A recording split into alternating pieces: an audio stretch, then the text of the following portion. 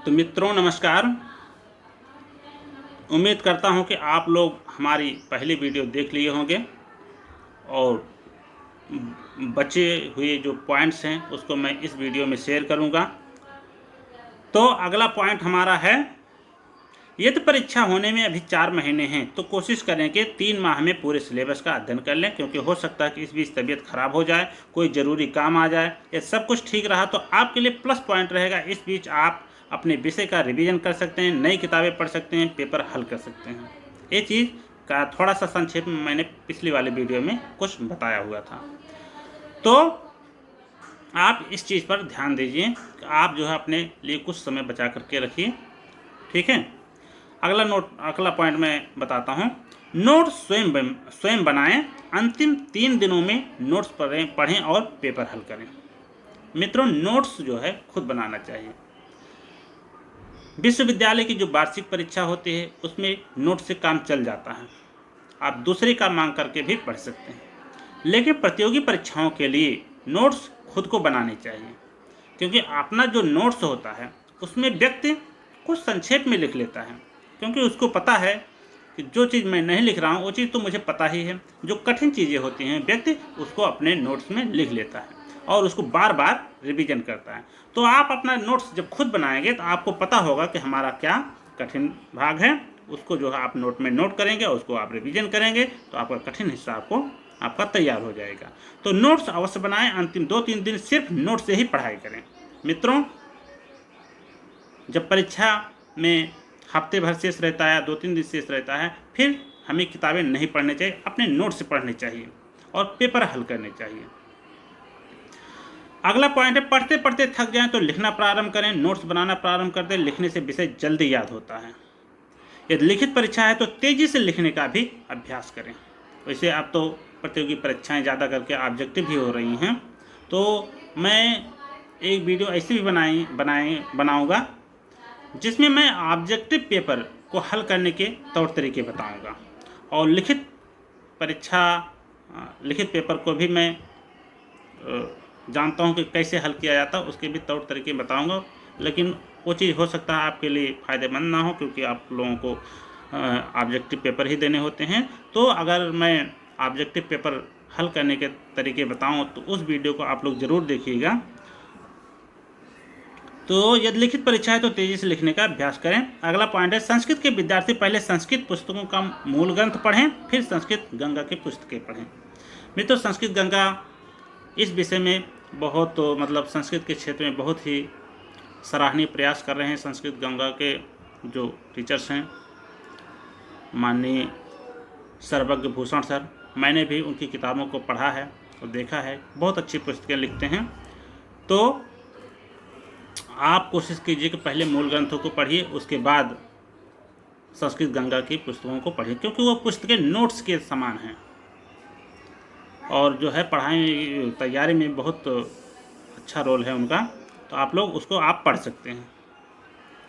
यदि आप इन सभी नियमों को फॉलो करते हैं तो मैं दावे के साथ कह सकता हूँ सफल होने से आपको कोई रोक नहीं सकता है।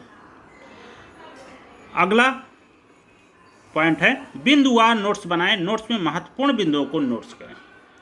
नोट्स में मित्रों, कुछ लोगों को मैं देखता हूँ नोट्स में क्या करते हैं, पैराग्राफ वाइज बनाते हैं। तो पैराग्राफ वाइज नोट्स नहीं बनाने चाहिए।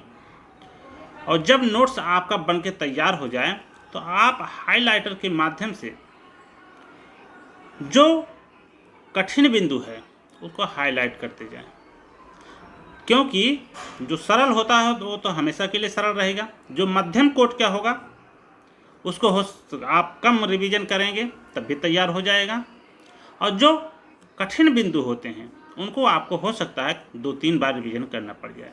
विशेष करके परीक्षा के समय आप पूरा नोट्स रिवीजन ना करके कठिन पॉइंट्स का भी रिवीजन कर लेंगे तब भी चल जाएगा। तो परीक्षा के समय कठिन पॉइंट्स पर ही आपका ध्यान जाए, इसके लिए आप उन बिंदुओं को हाईलाइट कर सकते हैं। नोट्स बनाते समय सरल, मध्यम, कठिन बिंदुओं पर ध्यान रखें। मध्यम बिंदु को किसी एक रंग से हाईलाइट करें, कठिन बिंदु को दूसरे रंग से हाईलाइट करें, ताकि रिवीजन करते समय कठिन बिंदु पर अधिक समय दे सकें। अगला पॉइंट है, 6 घंटे शारीरिक रूप से बाकी समय में अपने विषय का मानसिक रूप से चिंतन करना शुरू कर दें। अब तक मैंने क्या पढ़ा है आज सोचें। तो मानसिक चिंतन के विषय में मैंने आपको बताया ही है। तो मानसिक चिंतन कि जब आप परीक्षा देते हैं तो उसमें मानसिक चिंतन, मानसिक रूप से स्मरण करने की ज़रूरत पड़ती है। अगर आप इस चीज़ का पहले से अभ्यास किए रहेंगे तो वही चीज़ जो है आपको परीक्षा हाल में बैठ करके याद करने में बहुत आसानी होगी। तो मतलब कहने का मतलब है, परीक्षा के समय हमें जिन जिन चीज़ों की ज़रूरत होती है, स्मरण करने की ज़रूरत होती है, टाइम मैनेजमेंट की ज़रूरत होती है, ऐसी चीज़ों का आप पहले ही अभ्यास कर लीजिए। जब पहले अभ्यास रहेगा तो परीक्षा के समय आप उस चीज़ को बहुत आसानी से फॉलो कर ले जाएंगे। अगला पॉइंट है, 2-4 बार रिवीजन करने के बाद भी जो याद ना हो उसके लिए ट्रिक बनाएं। उस ट्रिक को याद करने के लिए फिर से रिवीजन करने की प्रक्रिया को अपनाएं। अगला पॉइंट है, किताबों को मूल रूप में पढ़ें, विशेषकर संस्कृत की पुस्तकों को। अगला पॉइंट है, इस दिए गए मेथड से तैयारी करने पर आप सबसे अच्छी तैयारी कर रहे होंगे, ये मेरा दावा है। मित्रों, अगर आपको मेरिट में स्थान लाना है, पहला स्थान लाना है, जो पहला स्थान लाता है मित्रों, निश्चय ही वह अन्य विद्यार्थियों की अपेक्षा विशेष तरीके से पढ़ा होता है, कुछ विशेष नॉलेज उसको होता है।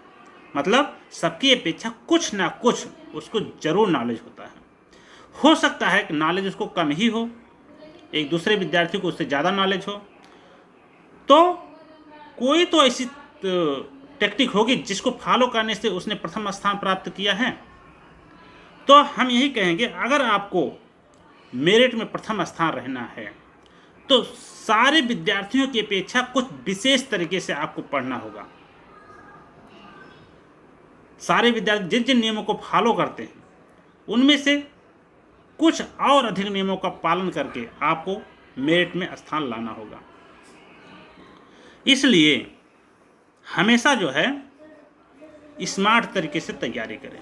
पढ़ने को सब लोग पढ़ते हैं, लेकिन विशेष रूप से कुछ ही लोग पढ़ते हैं जो मेरिट में स्थान ला पाते हैं। कुछ समय इन नियमों का पालन करने में जबरदस्ती करें, मात्र 15 दिन भी ऐसा कर लेते हैं तो आदत बन जाएगी, पानी की तरह सब कुछ सरल हो जाएगा, आप अपनी पढ़ाई में एंजॉय करने लगेंगे। कुछ समय इन नियमों का पालन करने में जबरदस्ती। मित्रों, जब हम लोग जो टाइम टेबल बना करके पढ़ाई करने लगते हैं तो 1-2 दिन भी हमारा टाइम टेबल नहीं चलता है और वह जो है उसमें शिथिलता आने लगती है और हमारा मन सोचता है, अरे इससे तो अच्छा है कि मैं वैसे ही पढ़ लूँगा। तो नहीं मित्रों, टाइम टेबल बना करके पढ़ाई करें। टाइम टेबल बना करके पढ़ाई करने से आपका टाइम मैनेजमेंट बहुत अच्छा होगा। तो अपने टाइम टेबल को फॉलो करने में कम से कम 15-20 दिन आपको ज़बरदस्ती करना होगा।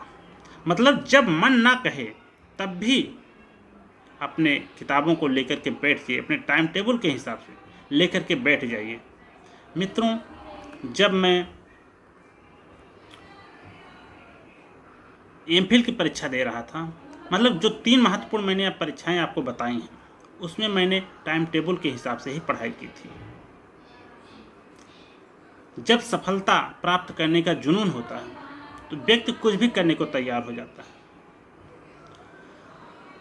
तो इसलिए हमारा कहना यही है कि आप जो है 15 दिन तक टाइम टेबल को ज़बरदस्ती फॉलो करें। एक बात और बता दूं कि जिस दिन आप 1 महीने भी या 25 दिन भी, 20 दिन भी आप टाइम टेबल को फॉलो करना, 20 दिन तक भी अगर आपने टाइम टेबल को फॉलो कर लिया तो आपके अंदर इतना कॉन्फिडेंस आ जाएगा, आपको लगेगा कि मैं कोई भी परीक्षा पास कर सकता हूँ। इतना आपका तैयार होने लगेगा, इतनी अच्छी आप पढ़ाई करने लगेंगे, खुद ब खुद आपके अंदर आत्मविश्वास आ जाएगा। लोग कहते हैं कि आत्मविश्वास रखो, विश्वास रखो पास हो जाओगे। अरे हम कैसे विश्वास रखें? लेकिन ये तरीका ऐसा है जो आपके अंदर खुद आत्मविश्वास डेवलप कर देगा। आपको कहना ही नहीं पड़ेगा, कोई कहे, किसी को कहना ही नहीं पड़ेगा आप आत्मविश्वास रखिए, विश्वास रखिए, खुद ब खुद आत्मविश्वास आ जाएगा।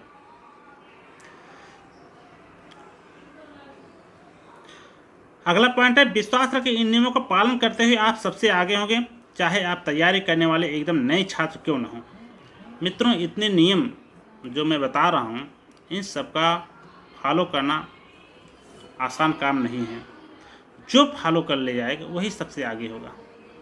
हो सकता है कि इस वीडियो को देख करके बहुत सारे लोग फॉलो करने की कोशिश करें, लेकिन निश्चय ही सब लोग जो है सारे पॉइंट्स को फॉलो नहीं कर पाएंगे। लेकिन जो फॉलो कर ले जाएगा, जो जितना फॉलो कर ले जाएगा उतना ही आगे होगा। इसमें आप और भी लोगों के अनुभव को ले सकते हैं और भी सफल लोगों से मिल सकते हैं। अगर वह भी कोई पॉइंट बताएं उसको भी नोट करें और उसको भी फॉलो करें।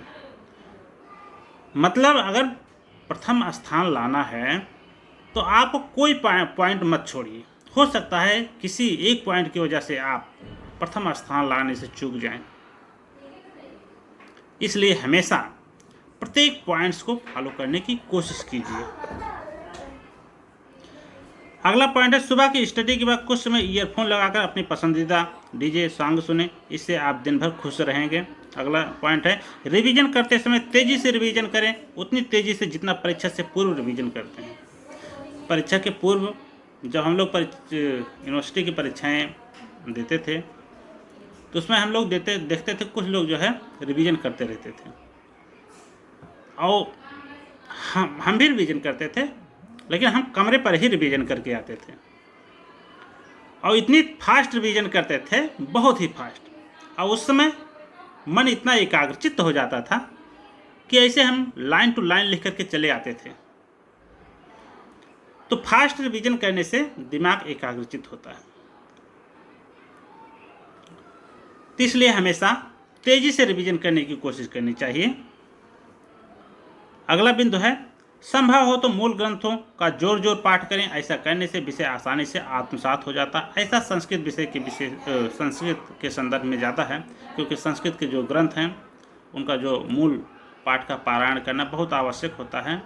पारायण करने से भी एक दो प्रश्न सही हो जाते हैं, जो गलत होना भी रहता है वो भी सही हो जाता है। तो उनका जोर पाठ करना चाहिए अपने घर पे। अगला पॉइंट है, संभव हो तो गृहत्यागी भी बनिए, ताकि अपने अनुसार समय को मैनेज कर सकें और अकेले कमरे में तैयारी कर सकें। तो जब 2-4 लोग होते हैं कमरे में तो उनके अनुसार भी हमें कुछ चलना होता है। हम अपने अनुसार सबको नहीं चला सकते हैं, लेकिन अगर आप कमरे में अकेले हैं तो आप अपने अनुसार समय को मैनेज कर सकते हैं। कब आपको कमरे से बाहर निकलना है, कब सब्जी लाने जाना है, कब नित्य कर्म करना है, कब पढ़ाई करनी है। इस तरह से आप जो है अपने अनुसार समय को जो है मैनेज कर सकते हैं। इसलिए कोशिश करें आप अकेले हों। सफलता के लिए 3-4 महीने के लिए जिद्दी बनिए। जब तक प्रतिदिन 6 घंटे पढ़ाई ना हो जाए अन्य कोई कार्य ना करें। आपके जीवन में कुछ मुख्य कार्य होते हैं और कुछ गौण कार्य होते हैं। विद्यार्थी जीवन में आपका मुख्य कार्य सफलता प्राप्त करना है, पढ़ाई करना है। देखिए, मुख्य कार्य अगर नियमित प्रतिदिन समय से होता रहेगा तो अगर जो गौण कार्य हैं उनमें अगर न्यूनता भी हो जाएगी तब भी आप खुश रहेंगे। मतलब जिसके लिए आप आए हुए हैं अगर वो कार्य हो रहा है तो निश्चय ही आप खुश रहेंगे, क्योंकि आपको पता रहेगा कि हमारा जो है जितना मुझे पढ़ना था उतना मैंने पढ़ लिया है। बाकी समय आप ऐच्छिक हैं, अगर हो सके तो पढ़िए, ना हो सकेगा तो कोई दिक्कत नहीं, क्योंकि हमारी 6 घंटे की पढ़ाई हो चुकी है।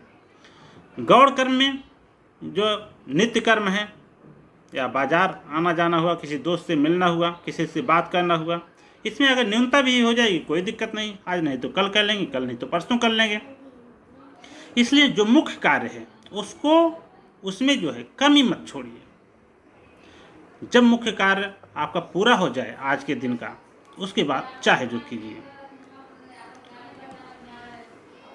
अगला पॉइंट है, अगर आप अपनी पढ़ाई के प्रति ईमानदार हैं, आप में नियमितता है, तो कोचिंग जरूरी नहीं है, किंतु एक सफल मार्गदर्शक से मार्गदर्शन अवश्य लें, उसके बताए हुए रास्ते पर चलिए। मित्रों, अगर आप जो है नियमित पढ़ाई करते हैं, टाइम टेबल के हिसाब से पढ़ाई करते हैं और 6 घंटे की पढ़ाई करते हैं, तो आपको कोचिंग लेने की ज़रूरत नहीं है। कोचिंग आने जाने में समय नष्ट होता है, कभी कभी कोचिंग में जो है समय से क्लास नहीं चलती है, या जो है किसी दिन क्लास नहीं चलती है, तो ऐसे समय में हमारा काफ़ी समय नष्ट होता है। लेकिन अगर आप नियमित पढ़ाई करते हैं तो वही समय आपका बच जाएगा, उस समय में आप कुछ दूसरा कर सकते हैं। इसलिए आप हमेशा नियमित पढ़ाई कीजिए। अगला पॉइंट है, ग्रुप डिस्कशन बहुत आवश्यक है। यदि आपके पास समय है, अपना संपूर्ण सिलेबस पढ़ चुके हैं, तो कोचिंग अवश्य करें, अपने साथियों को इकट्ठा करें, ग्रुप डिस्कशन करें। आपको जो आता है आप बताएं, दूसरा जो बताए उसे सुने। ग्रुप डिस्कशन से सबका ज्ञान जुड़ जाता है। बहुविकल्पीय परीक्षाओं के लिए ग्रुप डिस्कशन रामबाण माना जाता है। मित्रों, ग्रुप डिस्कशन करने से क्या होता है, मान लीजिए अगर आप अकेले पढ़ाई करते हैं तो आप जितना पढ़े हैं उतना ही आपके पास रहेगा। लेकिन अगर 2-3 लोग मिलकर के पढ़ाई करते हैं तो 2-3 व्यक्तियों का ज्ञान जुड़ जाता है। मतलब आपका ज्ञान 3 गुना हो जाएगा, दूसरे व्यक्ति का ज्ञान 3 गुना हो जाएगा, तीसरे व्यक्ति का भी ज्ञान 3 गुना हो जाएगा। तो ग्रुप डिस्कशन करते समय आपको जो ना आता है तो दूसरा बताए, दूसरे को जो नहीं आता है तीसरा बताए। इस तरह से डिस्कशन करने से आपका जो है ज्ञान, कभी कभी ऐसा होता है कि प्रतियोगी परीक्षा करने वाले 2-4 लोग जो है ग्रुप डिस्कशन करते हैं, ग्रुप डिस्कशन करके जो तैयारी करते हैं और 3-4 लोगों का जो है सिलेक्शन हो जाता है। तो ग्रुप डिस्कशन करने का बहुत फ़ायदा होता है। तो इस उद्देश्य से भी आप कोचिंग कर सकते हैं। कम से कम आपके सहपाठी 2-4 मिल जाएंगे ग्रुप डिस्कशन करने के लिए। अगर आपके पास पहले से हैं तो आपको फिर कोचिंग करने की कोई आवश्यकता नहीं है। अगला पॉइंट है, सोते जागते अपनी पढ़ी हुई चीज़ों के विषय में सोचें। मित्रों, मानसिक रूप से अपने विषय को सोचना बहुत आवश्यक है। मान लीजिए आप पढ़ने बैठे हों, आपका मन कहीं दूसरी जगह हो और आप हाथ में किताब लेकर के बैठे हों, तो उसका कोई मतलब नहीं, उसके पढ़ने का कोई मतलब नहीं। लेकिन आप अगर मार्केट भी निकले हों, किसी दोस्त से मिलने भी गए हों या रास्ते में हैं, उसमें उस समय भी अगर आप अपने विषय को मानसिक रूप से चिंतन कर रहे हैं तो समझ लो कि आप पढ़ाई कर रहे हैं। फिर वो रास्ते में जाने का जो समय है वो आपके समय की बर्बादी नहीं है, अपितु समय का सदुपयोग है। तो जब आपके हाथ में किताब ना हो तो उसकी जगह पे आप मानसिक रूप से पढ़ाई कर सकते हैं। मानसिक रूप से पढ़ाई करना बहुत फायदेमंद है। इसलिए आप सोते जागते अपनी पढ़ी हुई चीज़ों के विषय में सोचें। अगला पॉइंट है, यदि आपके पास समय हो तो पाठ्यक्रम से अधिक पढ़ें। जैसे यदि आपके पाठ्यक्रम में अभिज्ञान शाकुंतलम का 4th अंक है तो कभी कभी अन्य अंकों को भी देखें, उसकी कहानी पढ़ें। तो इस तरह से पाठ्यक्रम से कुछ अधिक पढ़ने की कोशिश करनी चाहिए अगर आपके पास समय है तो, क्योंकि प्रत्येक परीक्षा में 1-2 प्रश्न पाठ्यक्रम से अतिरिक्त आ जाते हैं। तो हो सकता है कि आप जो पाठ्यक्रम से अतिरिक्त पढ़े हुए हैं उसी से आ जाए। इसलिए आप थोड़ा सा अधिक पढ़ने की कोशिश कीजिए। 2-4-6 सवाल हर परीक्षा में पाठ्यक्रम से अतिरिक्त पूछे जाते हैं। यदि आप प्रतियोगी परीक्षा देना चाहते हैं तो नियमितता बहुत जरूरी है। थोड़े समय के लिए सामाजिक संबंधों से दूरी बनाएं। मोबाइल का इस्तेमाल सिर्फ अपनी पढ़ाई के लिए करें। अगला पॉइंट है, रोज़ सुबह गर्म पानी पिएं, थोड़ा बहुत उछल कूद करें ताकि आप स्वस्थ रहें, क्योंकि यदि आप एक दिन के लिए भी अस्वस्थ हुए तो 6 घंटे पढ़ने का नुकसान होगा। व्यायाम करने से मस्तिष्क स्वस्थ रहता है। 2 घंटे में समझने वाला विषय एक ही घंटे में समझा जा सकता है। इससे भी समय की बचत होती है। 15 दिन पहले सिलेबस पूरा करने का लक्ष्य रखें, क्योंकि हो सकता है कि इतना कुछ करने के बाद भी आपकी तबीयत खराब हो जाए तो भी आपका नुकसान ना हो। अंतिम पॉइंट है मित्रों, यहाँ किसी और को अनुशासित करने की आवश्यकता नहीं है, आप अपने को अनुशासित करना है। अनुशासन का महत्व समझें। अनुशासन का अर्थ है स्वयं को नियमों में बांधना। मित्रों, आप जो अपना नियम बना रहे हैं उन नियमों में अपने को बांधिए, उन नियमों में अपने को बांधिए, आत्म अनुशासन कीजिए। दूसरे के द्वारा तो सब लोग अनुशासित होते हैं, संस्था में जो नियम बनाए जाते हैं उसके द्वारा तो सब लोग अनुशासित होते हैं। हमारे बड़े लोग जो कहते हैं वह भी अनुशासन है। उनका कहना मानना मतलब अनुशासन का पालन करना है। लेकिन हम लोग अपने ही बनाए हुए नियम पर नहीं चल पाते हैं।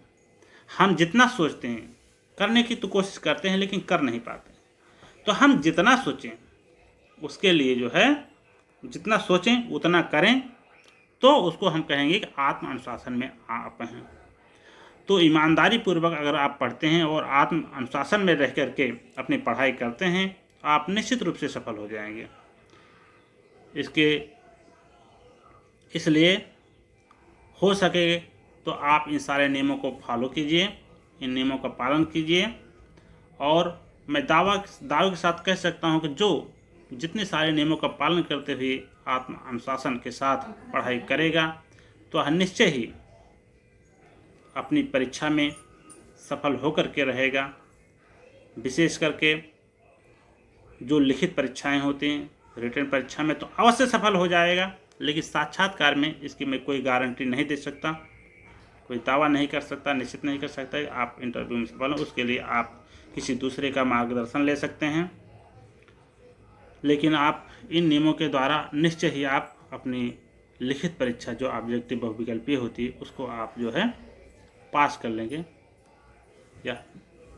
इसलिए मैं अपनी बात को यहीं पर विराम देता हूं। आप लोग हमारे चैनल को सब्सक्राइब करें, लाइक करें और अपने दोस्तों के साथ शेयर करें तथा इस बेल आइकन पर क्लिक करें ताकि आपको नई नई वीडियोज़ मिलती रहें।